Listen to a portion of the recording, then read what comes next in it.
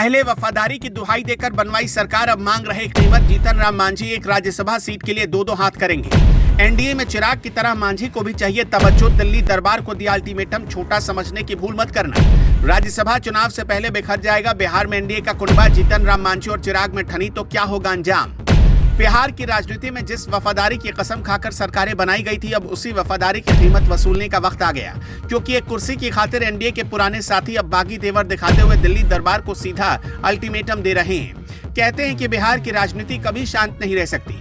अचानक पटना से उठी एक मांग ने दिल्ली तक की नींद उड़ा दी है। जीतन राम मांझी, जो अब तक एनडीए के एक शांत और सुलझे हुए सहयोगी माने जा रहे थे, अचानक आक्रामक हो गए। उन्होंने राज्यसभा की एक सीट के लिए दावा ठोक दिया है, लेकिन बात सिर्फ एक सीट की मांग तक रहती तो ठीक था। बात इससे आगे बढ़ चुकी है। ये एनडीए के भीतर चल रहे शक्ति परीक्षण यानी पावर गेम की शुरुआत है।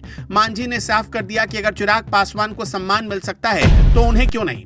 एक तरफ बीजेपी जो अपने कोटे की सीट अपने पास रखना चाहती है, और दूसरी तरफ मांझी हैं जो अपनी स्ट्राइक रेट का हवाला देकर उस सीट पर अपना हक जता रहे हैं। यानी एक बयान में दो तलवारें रखने की कोशिश हो रही है। इस पूरे मामले को थोड़ा और करीब से समझने की कोशिश करते हैं। दरअसल मांझी जानते हैं कि लोहा गर्म है और यही चोट करने का सही वक्त है, क्योंकि बिहार में राज्यसभा की खाली हो रही सीटों पर मांझी की नजर है। वैसे तो नजर सबकी है, लेकिन मांझी का तर्क बहुत सीधा और तीखा है। उनका कहना है कि लोकसभा चुनाव में उनकी पार्टी ने जितनी सीटों पर चुनाव लड़ा, उन सभी पर जीत हासिल की। यानी उनका स्ट्राइक रेट 100% का रहा। उनके पास एक सांसद है और 4 विधायक। ऐसे में वो खुद को किसी मायने में कमजोर नहीं मानते। उन्होंने खुले मंच से ये मांग रखकर बीजेपी को धर्म संकट में डाल दिया है। इसे राजनीतिक भाषा में शुद्ध रूप से प्रेशर पॉलिटिक्स कहा जाता है। मांझी ये संदेश देना चाहते हैं कि उन्हें छोटा भाई समझकर इग्नोर न किया जाए। इस पूरी लड़ाई का केंद्र बिंदु चिराग पासवान है। मांझी की असली टीस ये है कि एनडीए में चिराग पासवान को जो वीआईपी ट्रीटमेंट मिल रहा है, वो उन्हें क्यों नहीं मिल रहा।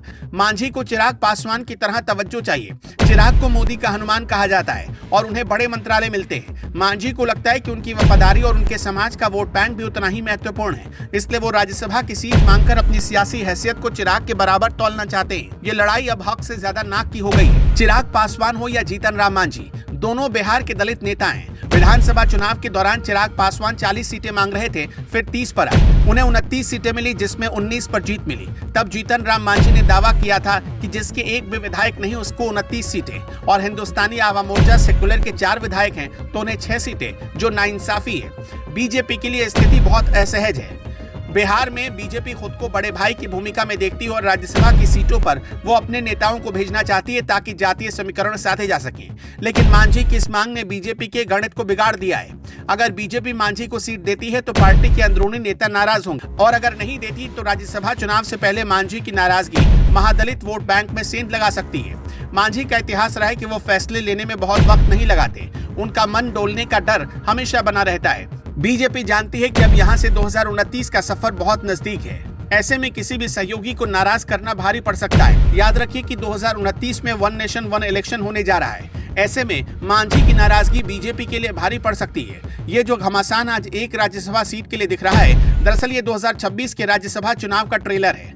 जीतन राम मांझी अभी से अपनी बार्गेनिंग पावर बढ़ा रहे हैं। वो जानते हैं कि चुनाव के वक्त सीट के बंटवारे में अगर अभी से दबाव बनाया गया तो उन्हें कम से कम एक सीट तो मिल ही जाएगी। राज्यसभा सीट की मांग एक तरह का शक्ति प्रदर्शन है। वो देखना चाहते हैं कि एनडीए उनकी बात को कितनी गंभीरता से लेता है। ये लड़ाई अब सिर्फ एक कुर्सी की नहीं, बल्कि ये लड़ाई एनडीए के भीतर अपने अस्तित्व और वर्चस्व को कायम रखने की है। कुल मिलाकर बिहार की राजनीति में एक सीट और 2 दावेदार वाली स्थिति बन गई। मांझी ने गेंद अब बीजेपी के पाले में डाल दी है। वो अपनी मांग पर अड़े हैं और तुलना सीधे चिराग पासवान से कर रहे हैं। अब देखना ये दिलचस्प होगा कि अमित शाह और जेपी नड्डा इस गुत्थी को कैसे सुलझाते हैं, और नितिन नवीन की इसमें क्या भूमिका होती है।